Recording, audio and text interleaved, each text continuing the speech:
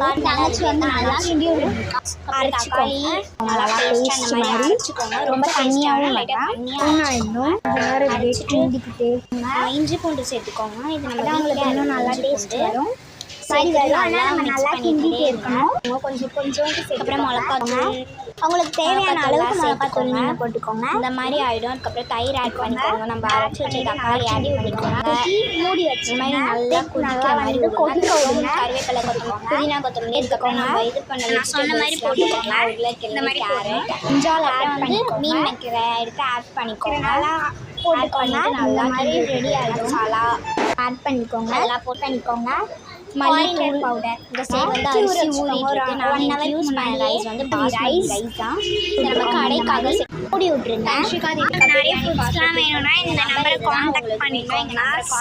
இந்த நம்பரை காண்டாக்ட் பண்ணிக்கோங்க. இந்த மாதிரி நிறைய ஐட்டம்ஸ் ஆர்டர் வீட்டு விசேஷங்களுக்கு நாங்கள் பண்ணி தரோம். ஏன்னா நம்ம நம்பரை காண்டாக்ட் பண்ணிக்கோங்க. வீட்டு விசேஷங்களுக்கு ஆர்டரின் பேர் அரிசி வடிகட்டிட்டு இருந்தாங்க. நெக்ஸ்ட் வந்து தயிர் பச்சடி இந்த மாதிரி போட்டு ரெடி ஆயிடுச்சு. வெங்காயம் பிரியாணி கத்திரிக்காய் அரிசியெல்லாம் சாரி எனக்கு பிரியாணி வருது தெரிஞ்சதுக்கப்புறம் போட்டாச்சு வச்சாச்சு.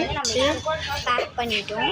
ஒரு ரோல் பிரிஞ்சு அதுக்கப்புறம் வந்து நம்ம பிரிஞ்சி அதனால் எல்லாத்தையும் கட்டிட்டு 4 வீடியோ எடுக்கணும். பிரிஞ்சியை நான் அப்புறமா தான் போய் வீடியோ எடுக்கலானே மாதிரி. அதுக்கப்புறம் பிரிஞ்சி செம்மையாக இருந்துச்சு. பிரியாணி மாதிரியே வந்துருந்துச்சு. நம்ம பிரியாணி ஸ்டைலில் தான் பண்ணியிருந்தோம். ஆனால் அதை மீன் மேக்கர் போட்டு அதை பிரிஞ்சி ஆக்கிட்டோம். அதான் கைஸ், பை கைஸ். இந்த வீடியோ